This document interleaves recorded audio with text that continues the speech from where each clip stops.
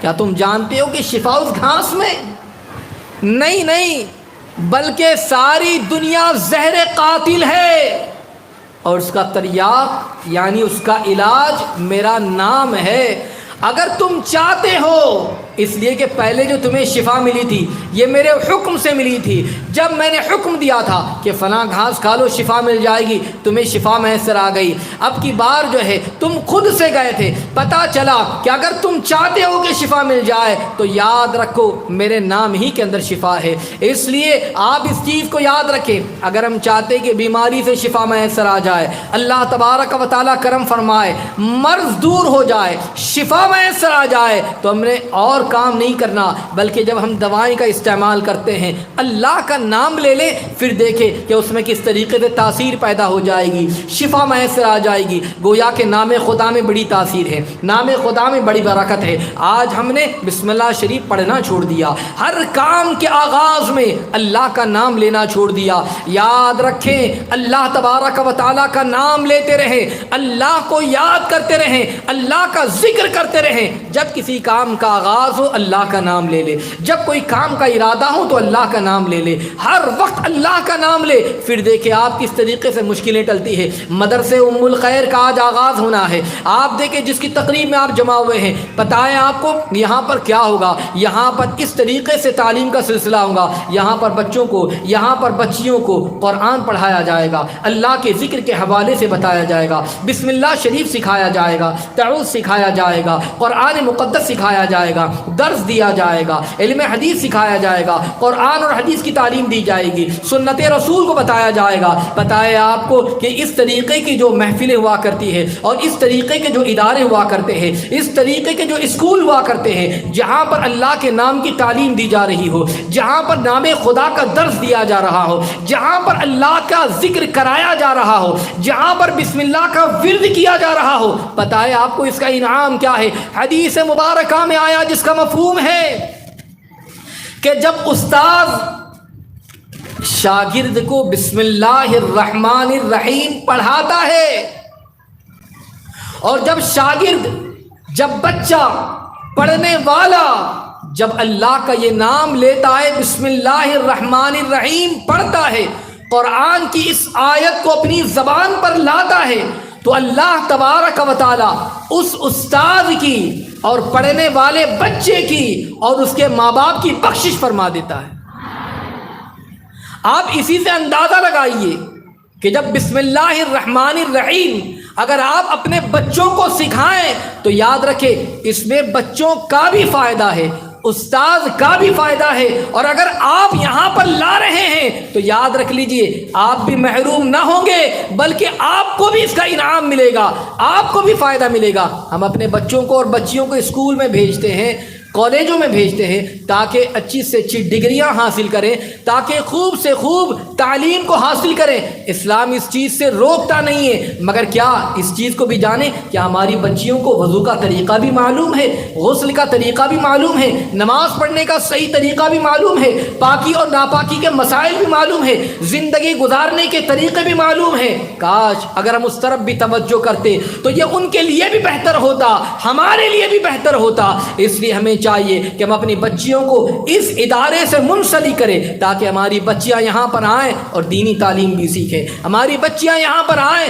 قرآن کی تعلیم کو بھی سیکھیں، ہماری بچیاں یہاں پر آئیں اور یہاں پر آنے کے بعد اللہ اور اس کے رسول صلی اللہ علیہ وسلم کے احکامات پر عمل کرنے کا جذبہ بھی اپنے اندر پیدا کریں۔ آپ یاد رکھیں کہ اپنے اندر بیداری پیدا کریں، اللہ کا نام لیتے رہیں، اپنے بچوں کو گھروں میں تعلیم دے، اللہ تبارک و تعالیٰ کے ذکر کی تعلیم دے، قرآن کی تعلیم دے، ہر کام کی ابتدا بسم اللہ الرحمن الرحیم سے کرنے کی تعلیم دے۔ اگر ہم اس طریقے سے کریں گے تو انشاءاللہ العظیم کامیابی اور کامرانی میسر آ جائیں گی۔ اور اس چیز کو بھی یاد رکھیں اللہ کے نام میں بڑی تاثیر ہے، اس کا ادب اور احترام جو جتنا کرے گا اتنا ہی زیادہ اسے مقام مل جائے گا، جو جتنا ادب کرے گا اللہ تبارک و تعالی اس کے درجات کو اتنا بلند فرمائے گا۔ مگر یاد رکھنا جب اللہ کے نام کی بے ادبی کی جائے، جب اللہ تبارک و تعالی کے نام کی بے حرمتی کی جائے تو یاد याद रख लीजिए उसके लिए आज़ाब भी बड़ा सख्त है। बड़ा अफसोस होता है, ये मुस्लिम इलाका है, ये गली कुचे मुसलमानों के हैं, यहाँ पर रहने वालों की तादाद ज़्यादा मुसलमानों की है,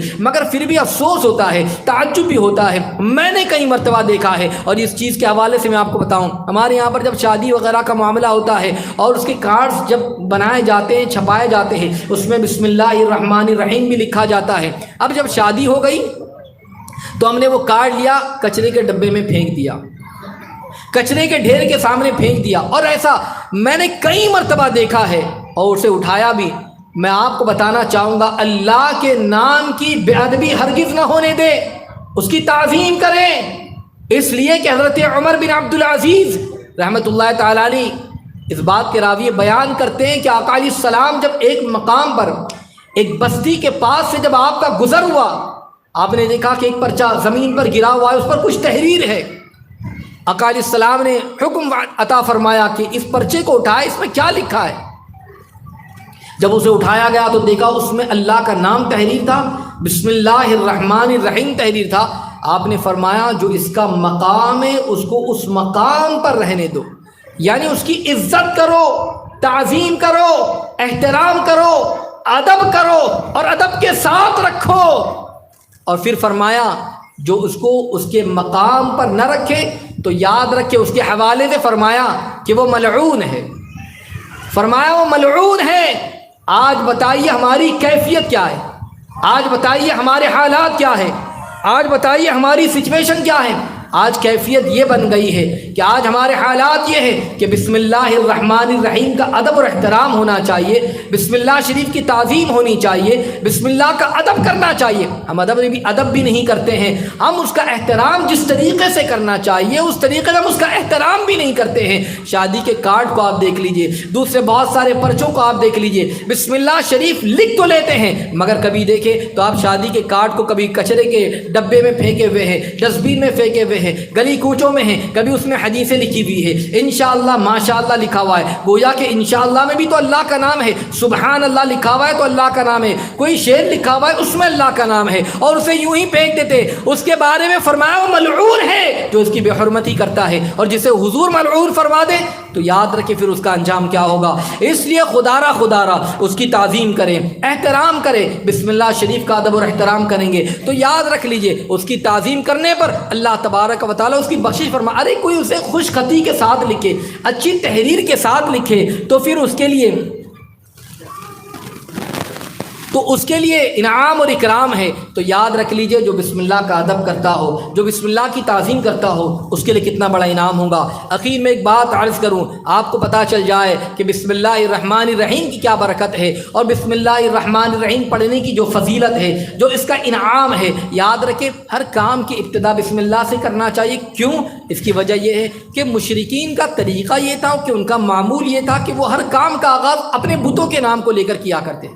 जो उनके बुत होते वो किसी काम को जब शुरू करते तो बुतों का नाम लेते। हमें ये तालीम अता की गई कि अब हम जब भी अपने किसी काम का आगाज़ करें तो अल्लाह रब्बुल इज़्ज़त का नाम ले ले ताकि उनकी मुखालिफत हो जाए और नामे खुदा की बरकत हमें हासिल हो जाए और वो काम भी मुकम्मल हो जाए। तो इसलिए हमें अल्लाह तबारक व तआला का नाम लेना चाहिए। एक वजीफ़ा आखिर में अर्ज़ कर दूँ,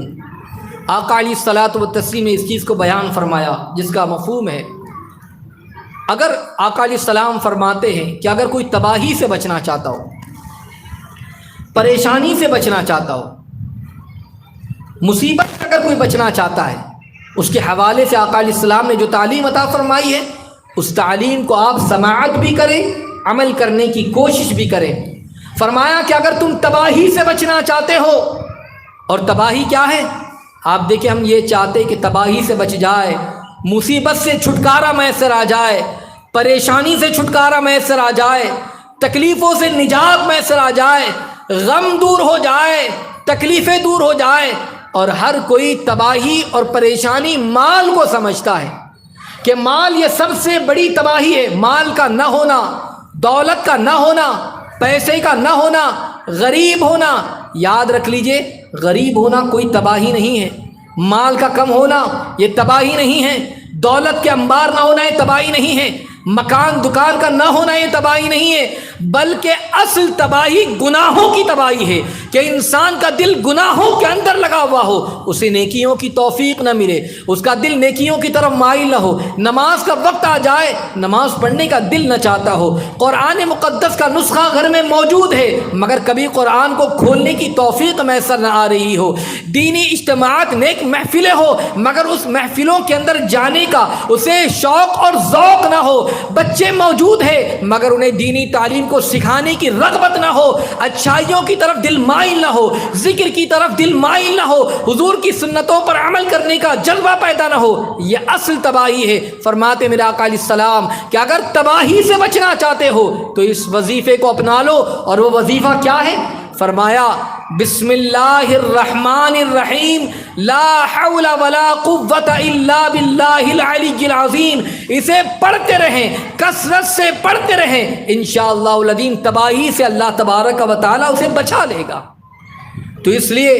بسم اللہ شریف کا ورد کریں، اللہ تبارک و تعالیٰ کا ذکر کرتے رہیں، اللہ کو یاد کرتے رہیں، انشاءاللہ العظیم دنیا میں بھی کامیاب رہیں گے، آخرت میں بھی کامیاب رہیں گے، مرض سے بھی شفا میسر آ جائے گی، کاموں میں بھی کامیابی میسر آ جائے گی، ہر موڑ پر اللہ کامیاب فرمائے گا، نام خدا لیا جائے۔ اس لیے ہمیں چاہیے کہ اللہ تبارک و تعالیٰ کا ذکر کرتے رہے، اللہ کا نام لیتے رہے، ہر موڑ پر اللہ کا ذکر کرے، ہر جگہ اللہ کو یاد کرتے رہے، اور ہر کام کی ابتدا بسم اللہ الرحمن الرحیم سے کرے، پھر دیکھیں انشاءاللہ العظیم کامیابی کیسے میسر آتی ہے۔ اللہ رب العزت ہم تمام کو اس کا ذکر کرنے کی توفیق عطا فرمائے، اسے یاد کرنے کی توفیق عطا فرمائے، ہر کام کی ابتدا بسم اللہ الرحمن الرحیم سے کرنے کی توفیق عطا فرمائے، اور ایسی نیک مجلسوں میں محفلوں میں آنے کی توفیق عطا فرمائے۔ گزارش کروں گا کہ آپ تمام اپنی بچیوں کو مدرسے ام الخیر للبنات کے اندر شامل کریں، اور اس کا ایڈمیشن انشاءاللہ 25 صفر المظفر سے جب شروع ہونا ہے تو انشاءاللہ آپ ضرور اس میں بھیجیں گی، اور تاکہ آپ کی بچیاں یہاں پر آنے کے بعد داخلہ لے کر اپنی دینی معلومات میں خوب سے خوب اضافہ کرے گی، دنیا اور آخرت دونوں کو تابنا کرے گی۔ اللہ تعالیٰ مجھے آپ کو سب کو عمل کی توفیق عطا فرمائے۔ استغفر اللہ العظیم الذی لا الہ الا هو الحی القیوم واتوب الیہ وما علینا الا البلاغ المبین۔ السلام علیکم ورحمۃ اللہ وبرکاتہ۔